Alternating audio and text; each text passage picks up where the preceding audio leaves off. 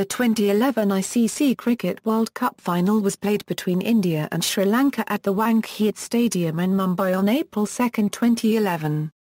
This was the 10th ICC Cricket World Cup. India won the match by 6 wickets, its second World Cup victory, having previously won in 1983. India became the third nation to have won the World Cup more than once, along with Australia and the West Indies. This was the first World Cup where both the finalists were Asian teams. This was the second time in World Cup history that a host nation won the World Cup final and the first time to win on their home ground. Sri Lanka was a co-host when it won the 1996 Cup, but the final match was played in Lahore, Pakistan. In the stadium, the match was watched by 42,000 spectators and on TV, the final was watched by 135 million viewers in India. Background: prior to this match, India and Sri Lanka had met each other 7 times in World Cup history, with Sri Lanka ahead with 4 wins and 2 defeats and 1 game ending in a no result.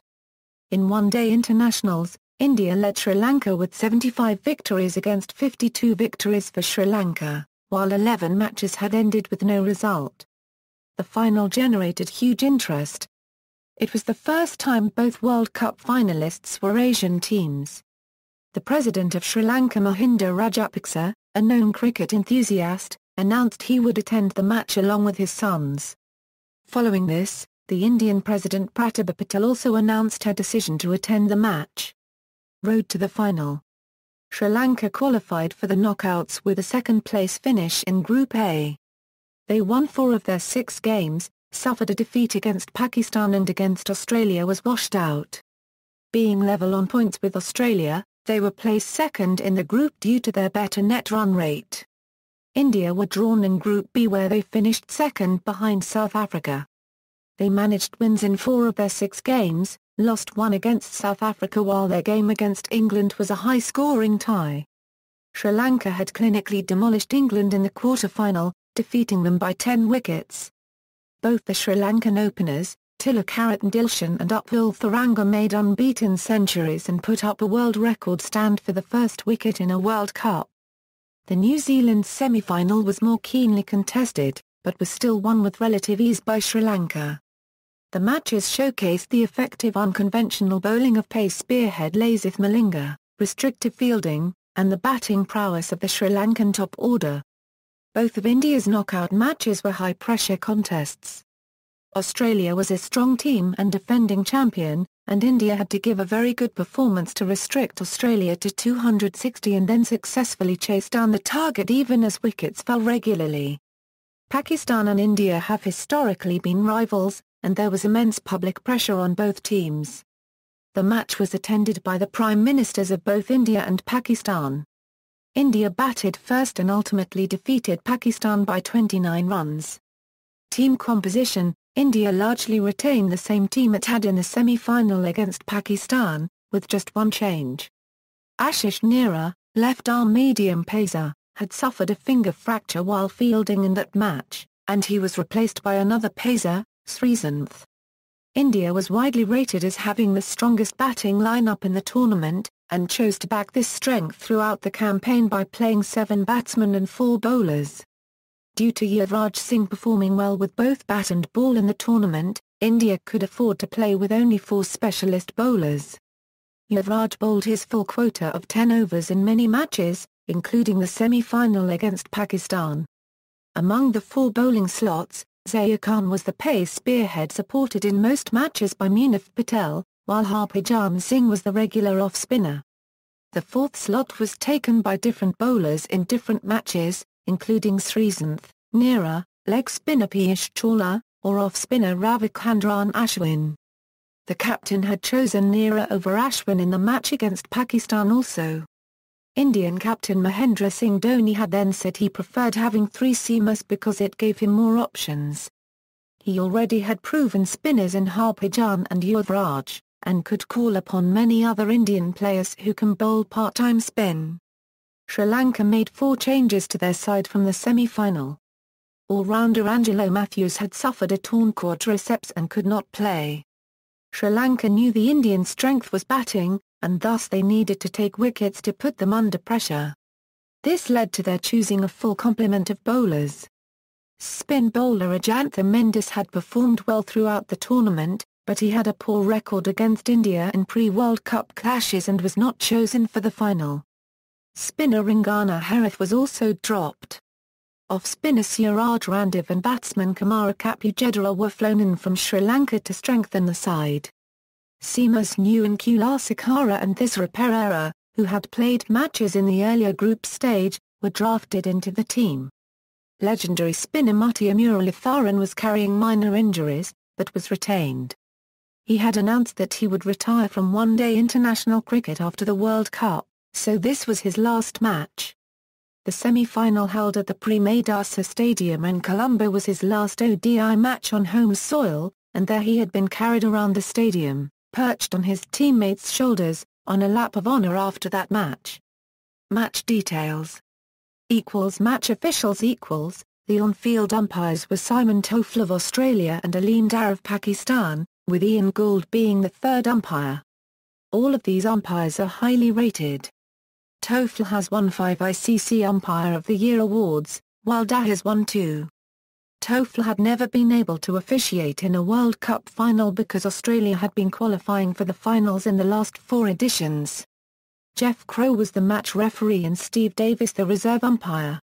Toss. A controversy developed when Kumar Sangakkara called the toss. The toss came up as heads, but the match referee Jeff Crow did not hear the call over the crowd. It was decided that there would be a retoss. Sangakkara called heads as the coin was spun the second time. He won the retoss and elected to bat. Sri Lankan innings. Sri Lanka started the innings slowly, constrained by good bowling from Zair Khan and committed fielding from Yuvraj Singh, Suresh Raina, and Virat Kohli inside the 30-yard circle. Zair began with 3 consecutive maidens and the wicket of Upul Tharanga, conceding only 6 runs in his 5-over spell. Sri Lankan opener Tilakaratne Dilshan was bowled by Harbhajan Singh when a delivery carried onto the stumps after deflecting off his gloves. Captain Kumara Sangakkara came in after Tharanga's dismissal, and was building a solid foundation with Dilshan before the latter was dismissed. Mahela Jayawardene came to the crease when Sri Lanka were 60 halves in the 17th over. Sangakkara and Mahela went about the task of consolidating the innings, but eventually Sangakkara was caught behind by Dhoni at 48. New batsman Thilan Samaraweera was adjudged not out by the umpire when a ball hit his thigh pad off the bowling of Yuvraj Singh. The Indians decided to review the decision and he was ultimately given out. Kumara Kapujedera, who was playing his first World Cup match, was caught off a deceptive slower ball by Zair Khan. Jayawardene, meanwhile, continued with his quality batting, ultimately scoring 103 not out from 88 balls in a high-class batting display. Helped by the hard hitting of Nuwan Kulasekara and Thisara Perera, Sri Lanka scored 91 runs in the last 10 overs, including 63 in the batting power play to take the score to 274/6. Indian innings. India had a shaky start, with Virender Sehwag and Sachin Tendulkar both dismissed early by Lasith Malinga, leaving them struggling at 31 for 2. Sehwag was trapped LBW for a duck on the second ball of the innings. Tendulkar started with some good strokes, racing to 18 off 14 balls, but then edged a catch to wicket-keeper Sangakkara.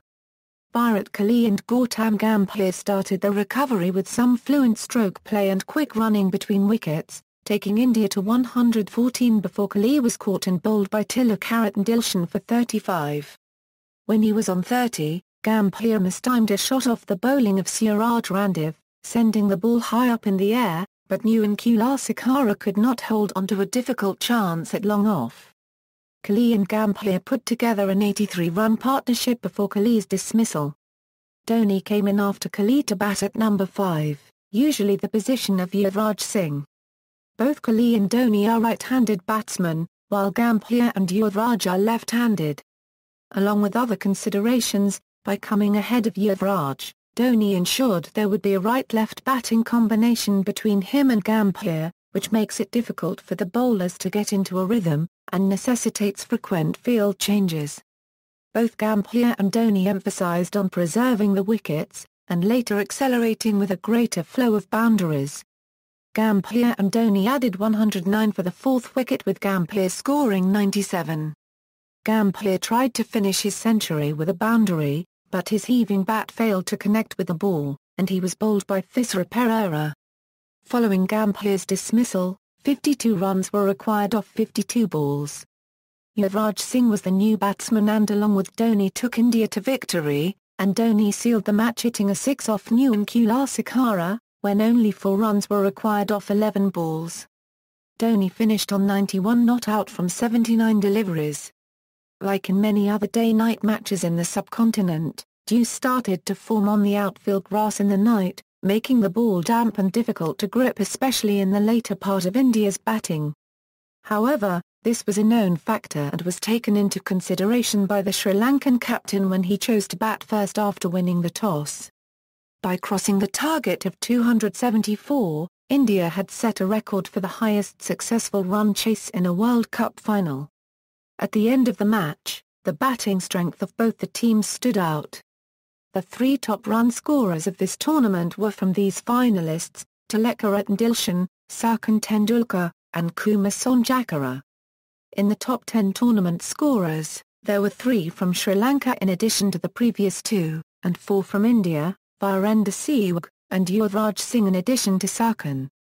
Post-match ceremony and celebrations. In the post-match presentation, the Sri Lankan captain Kumar Sangakkara said that the Indians batted very well, and looks like you need to make something like 350 runs to put them under pressure. The Indian captain Ms. Dhoni said that he had added motivation to play well to justify some unexpected decisions he had made for this match, like playing Sreesanth instead of Ashwin, and promoting himself up the order above Yuvraj. Ms. Dhoni was named man of the match for his powerful and match-winning batting display under pressure. Yuvraj Singh was named man of the tournament for good all-round performance with both bat and ball throughout the tournament. After the presentation, an ecstatic Indian team first held the cup amid showers of champagne and confetti. Some Indian players, including Harbhajan Singh, Sachin Tendulkar, and Yuvraj Singh, had tears in their eyes. The team then carried iconic player Tendulkar on a victory lap around the stadium. Coach Gary Kirsan was also carried around the ground later. The Indian players dedicated their victory to Tendulkar. Virat Kohli said, "He has carried the burden of the nation for 21 years. It is time we carried him on our shoulders." Gautam Gambhir dedicated the victory to the victims of the 26/11 Mumbai attacks, and to the soldiers guarding India's borders. Celebrations went on through the night in the team hotel. The victory prompted several firework displays and celebrations throughout India. In Sri Lanka, however, there were only a few firework displays. Broadcast. The final match was broadcast live in India on ESPN Star Sports website and state-run free-to-air broadcasters Doordarshan and DD1. In Sri Lanka, the match was on Sri Lanka Rupavahini Corporation's Channel I. The ratings agencies TAM and AMAP respectively recorded that 135 million people in India watched the final live, including 67.6 million Indian cable and satellite viewers.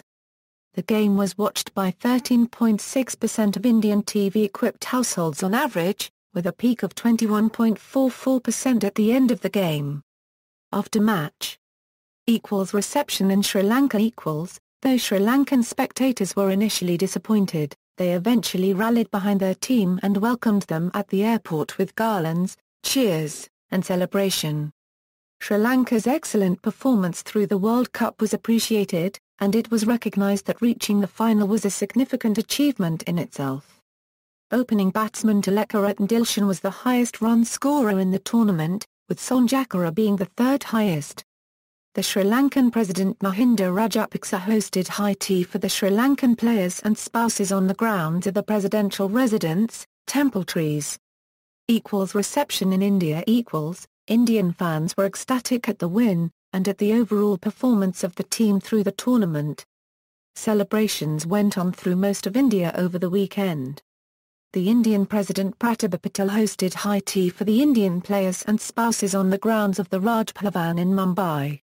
There was no ticker tape parade for the team on an open bus because of the hectic schedule, with the 2011 edition of the Indian Premier League starting on April 8. Prizes for Indian players. Apart from the World Cup trophy itself, the Indian team was given many prizes from the Cricket Board, various state governments, and public and private companies. The BCCI declared a to the first 20 million reward for each member of World Cup winning squad. Also, cash rewards of a to the first 5 million and a to the first 2.5 million were announced for each member of support staff and selection committee respectively. A to the first 20 million was awarded to Dhoni and a to the first 10 million awarded to 4 Delhi players in the victorious team from the Delhi government.